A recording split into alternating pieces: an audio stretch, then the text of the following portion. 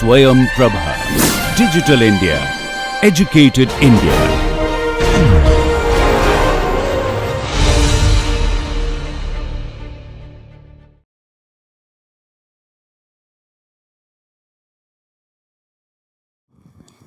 நமஸ்தே. இதுவரை நாம் முதல் வரிசை சாதாரண வகைக்கெழு தீர்வு எப்படி இருக்கும், அதனுடைய பண்புகள் என்ன என்ற விஷயங்களை எல்லாம் கற்றுக்கொண்டோம். இந்த முதல் வரிசை சாதாரண வகைக்கெழு என்பது f of x, y, y prime equal to 0 என்ற அமைப்பில் இருக்கும். அதை நாம் implicit form என்று சொன்னோம்.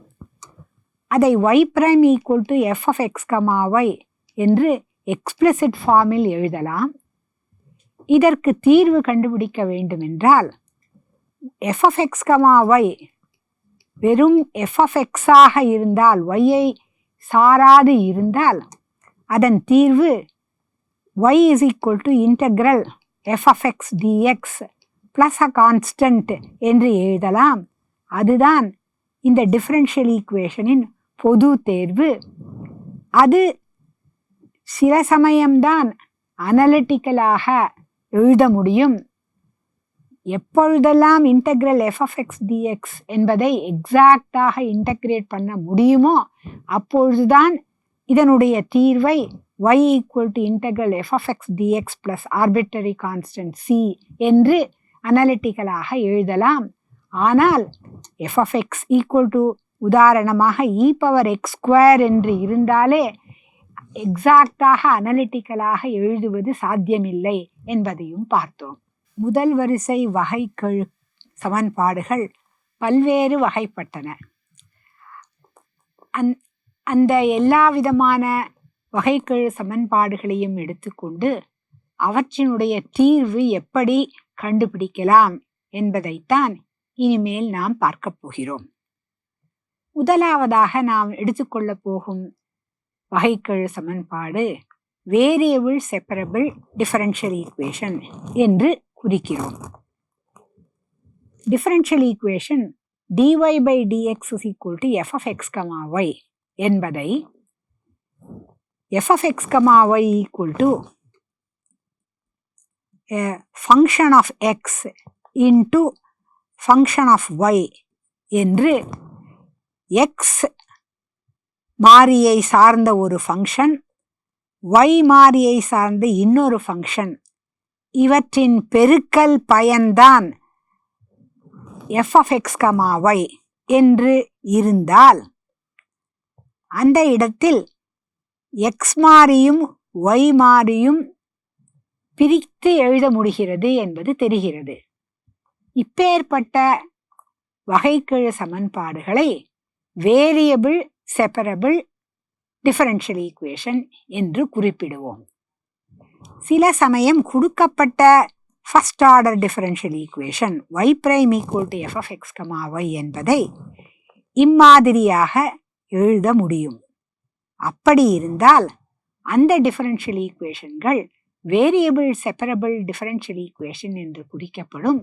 அப்படி இருந்தால் அவற்றின் தீர்வு எவ்வாறு கண்டுபிடிக்கப் போகிறோம் என்பதைத்தான் நாம் இப்பொழுது தெரிந்து கொள்ளப் போகிறோம். dy by dx is equal to f of x into g of y என்று எழுத முடிகிறது என்று எடுத்துக்கொள்ளலாம்.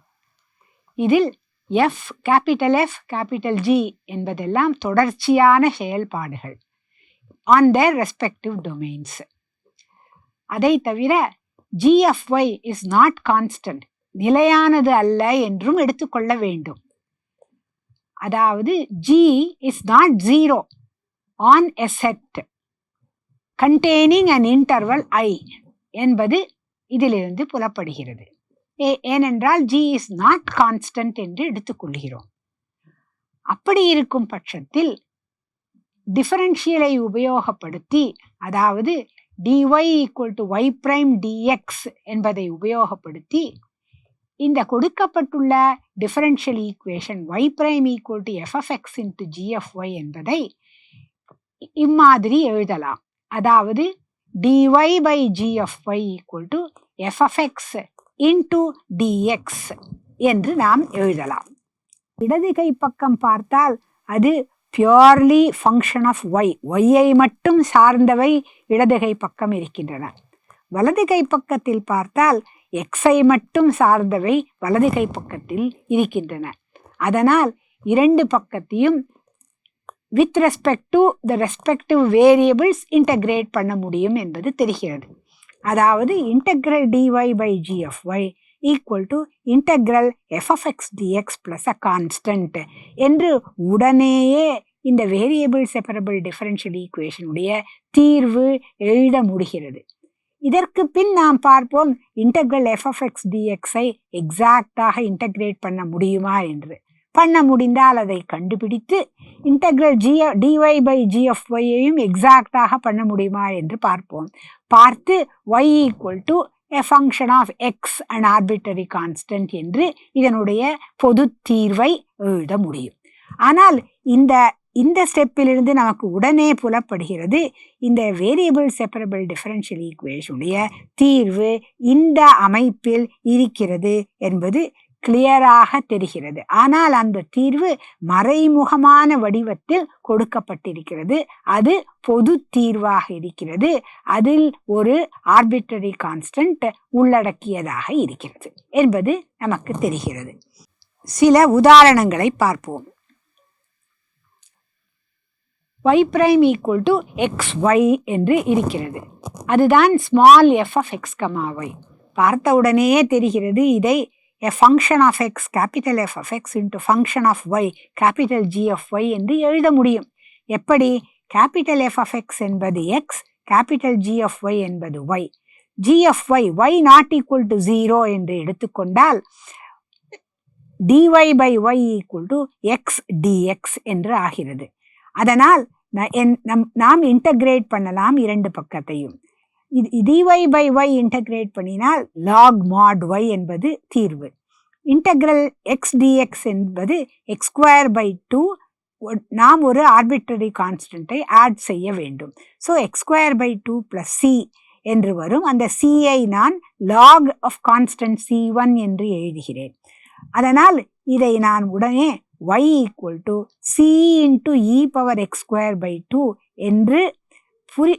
என்று எக்ஸ்பிளிசிட்டாக இதனுடைய solution y as a function of x, அது ஆர்பிட்ரரி கான்ஸ்டன்ட்டை உள்ளடக்கியதாக இருக்கிறதை நாம் y equal to c e power x square by 2 என்று எழுதுகிறோம். அதனால் இந்த டிஃபரன்ஷியல் ஈக்குவேஷன் வேரியபிள் செப்பரபிள் டைப்பாக இருக்கிறது. அதனுடைய ஜெனரல் சொல்யூஷனை நாம் இவ்வாறாக எழுத முடிகிறது. இது ஒரு மிகவும் எளிமையான டிஃபரன்ஷியல் ஈக்குவேஷனாக இருக்கிறது. அதன் தீர்வை நம்மால் உடனடியாக தீர்மானிக்க முடிந்துவிட்டது. அடுத்ததாக y prime equal to x square by y square. இதுவும் மிகவும் எளிமையானது. பார்த்தவுடனேயே தெரிகிறது இதை f of x into g of y என்று எழுத முடியும். f of x I x square என்றும் g of y I 1 by y square என்றும் எடுத்துக்கொண்டால் y prime into y square is x square என்று ஆகிறது. அதனால் integral y square dy is integral x square dx plus an arbitrary constant.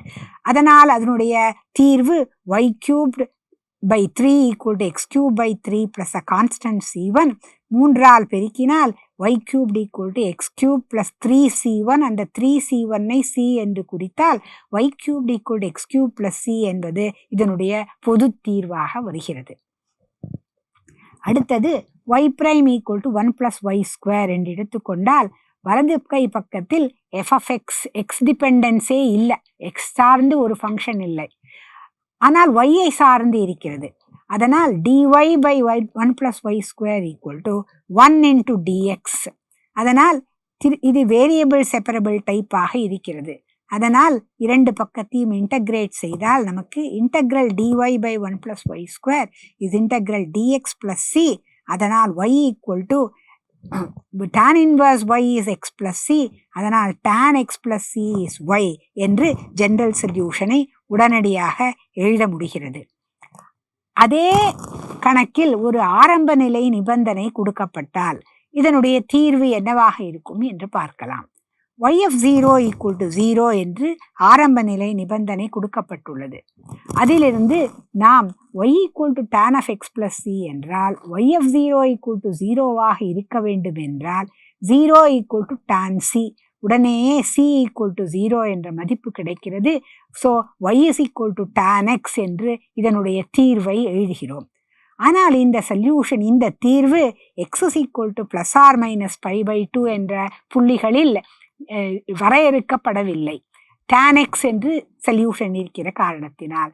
அதனால் இந்த solution எந்த திறந்த இடைவெளியில் எக்ஸிஸ்ட் ஆகி இருக்கிறது என்று பார்த்தால் -π/2 to +π/2 என்ற இடைவெளியில் இந்த சொல்யூஷன் வரையறுக்கப்பட்டிருக்கிறது, டிஃபைன்டாக இருக்கிறது என்று நாம் இந்த இனிஷியல் வேல்யூ ப்ராப்ளத்தின் தீர்வு எழுதும்போது எந்த இடைவெளியில் அந்த தீர்வு எக்ஸிஸ்ட் ஆக இருக்கிறது என்பதையும் நிச்சயமாக குறிப்பிட வேண்டும் என்பதைத்தான் இந்த எக்ஸாம்பிள் நமக்கு விளக்குகிறது.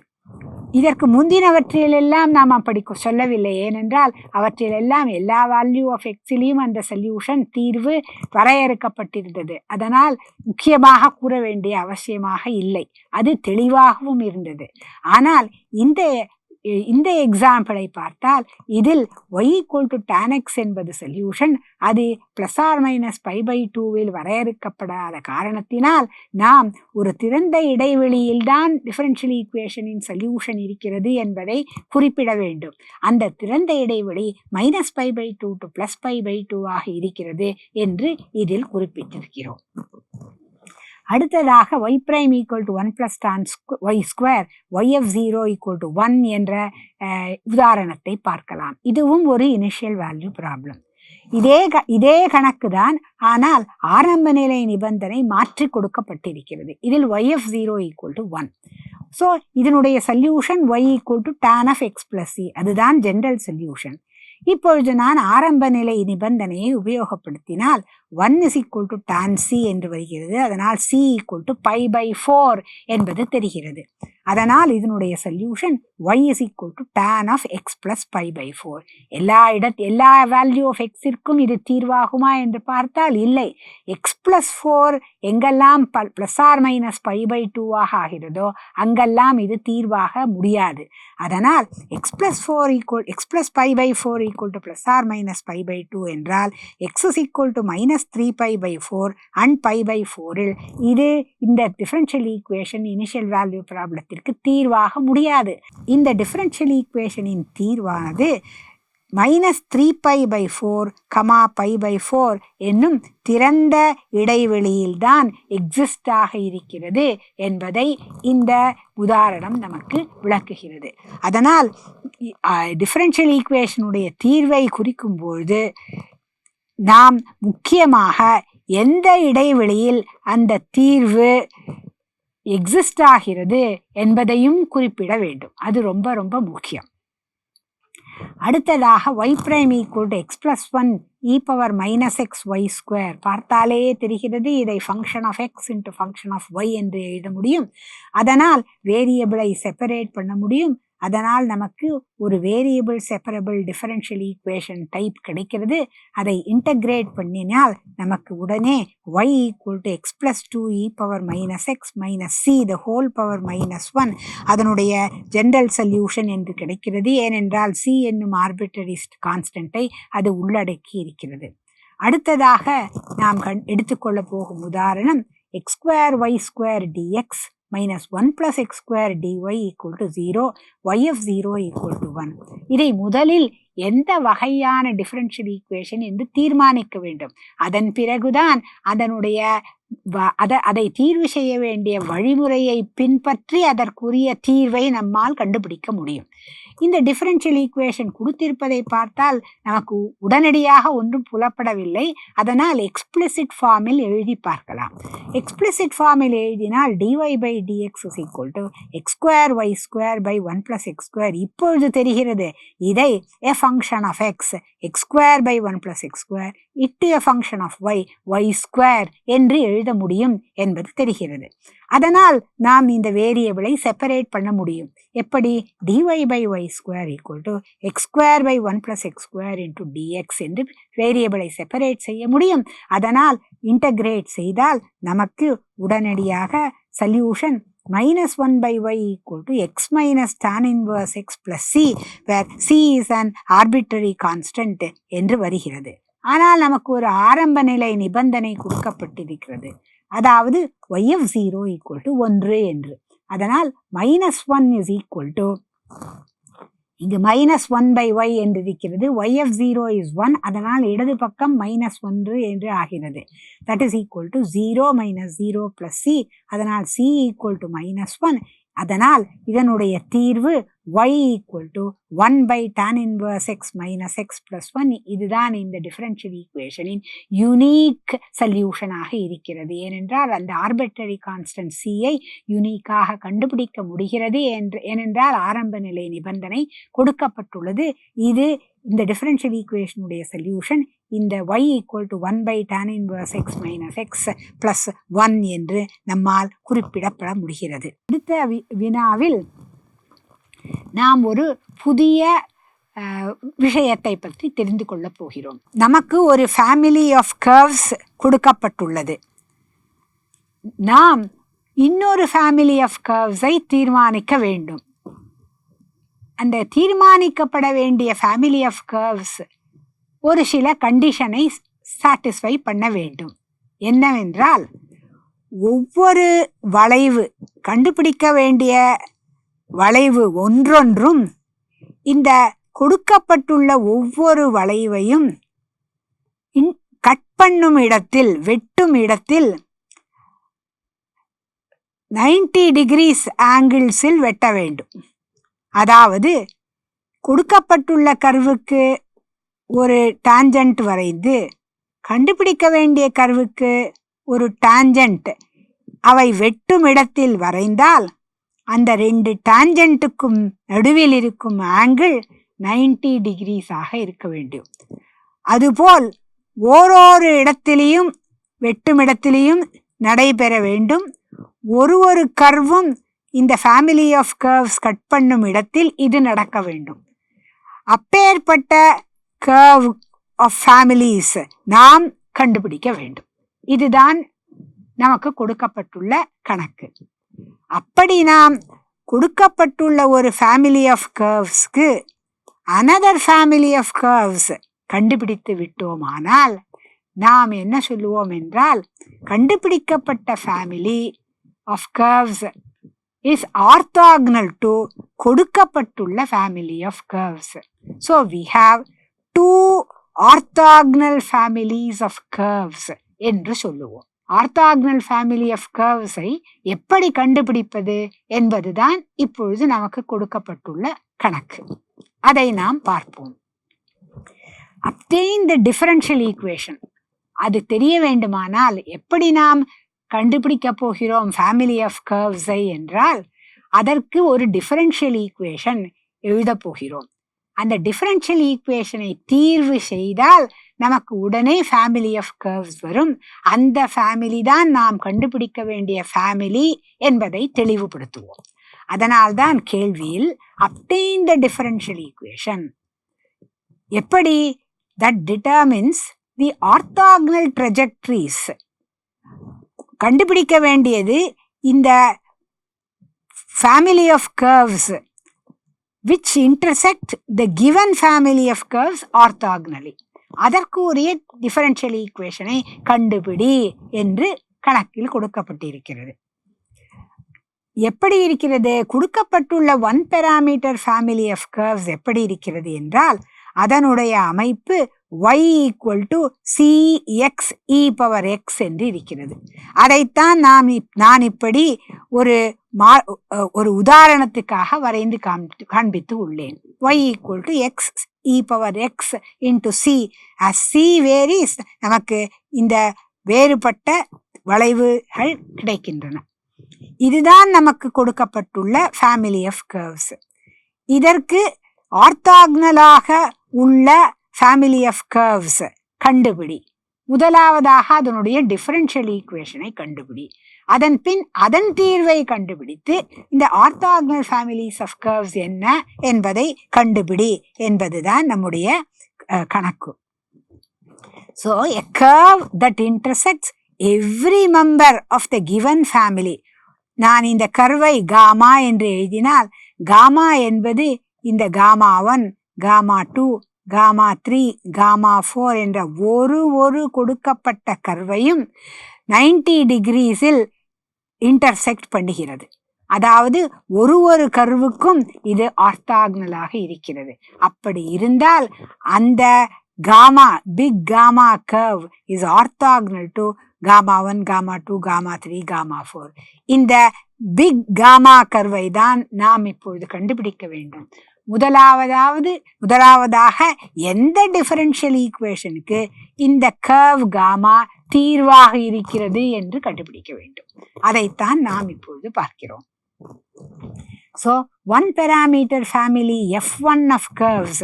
So, நான் F1 என்ற family of curves ஐ இந்த கருப்பு நிற வளைவுகளால் மார்க் செய்துள்ளேன்.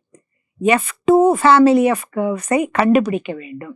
எப்படி இருக்க வேண்டும்? F2 ஒரு வளைவு, F2வில் இருக்கும் ஒரு வளைவும் F1 ஃபேமிலியின் ஒரு வளைவு கருவையும் 90 டிகிரியில் வெட்ட வேண்டும் என்பதுதான் கொடுக்கப்பட்டுள்ள நிபந்தனை.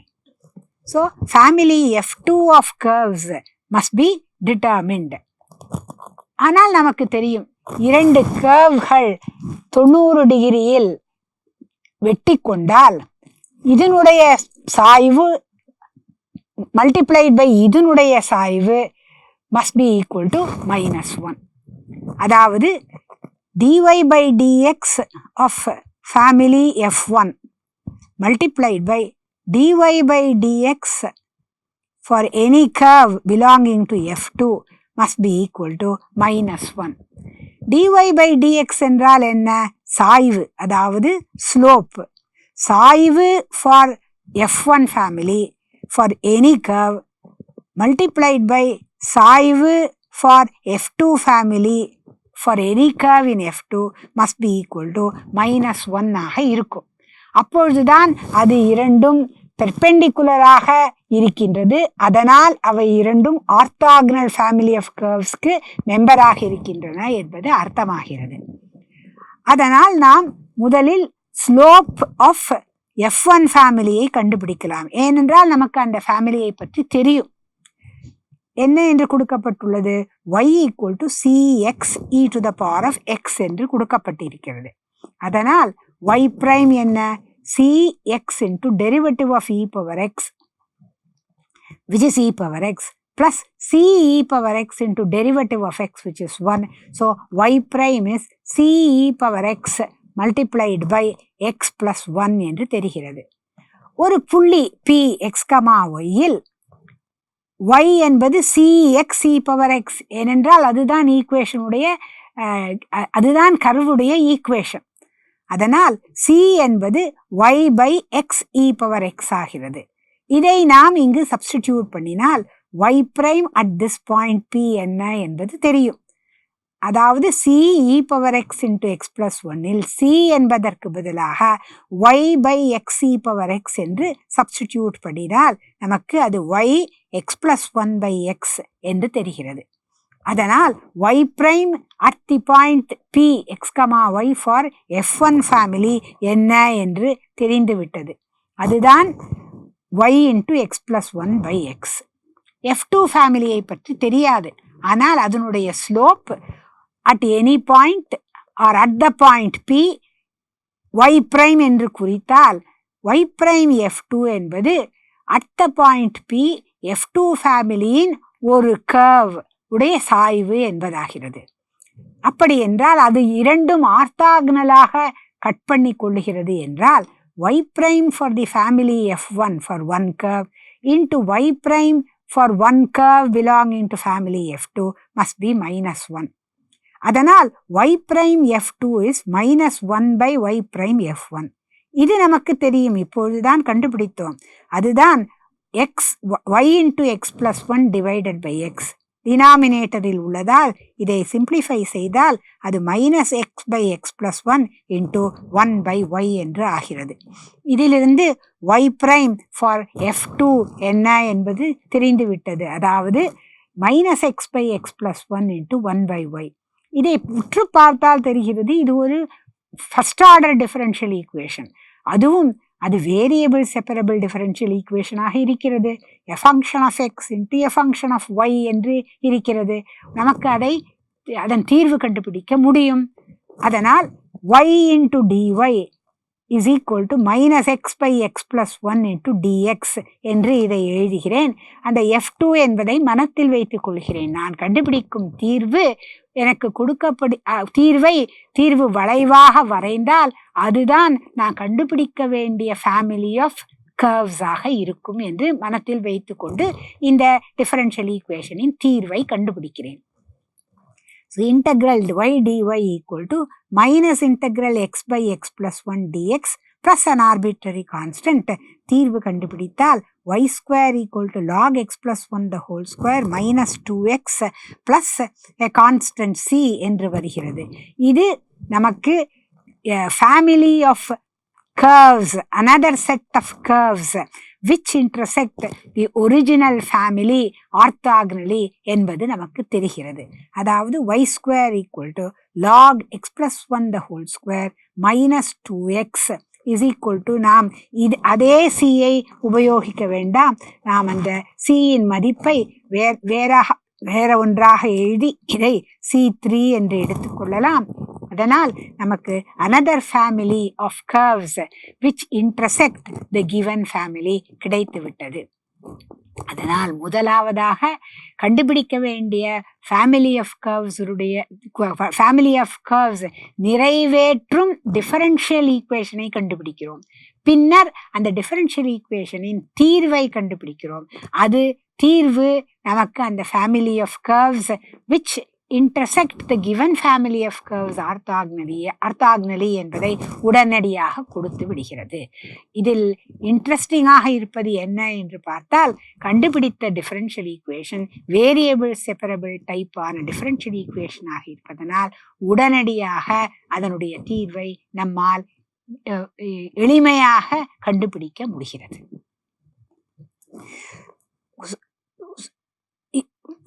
இன்னும் சில விஷயங்கள் பார்க்கலாம் இந்த variable separable type of differential ஈக்குவேஷனை பற்றி. வேரியபிள் செப்பரபிள் டிஃபரன்ஷியல் ஈக்குவேஷன் இவ்வாறாகவும் எழுதப்படலாம்.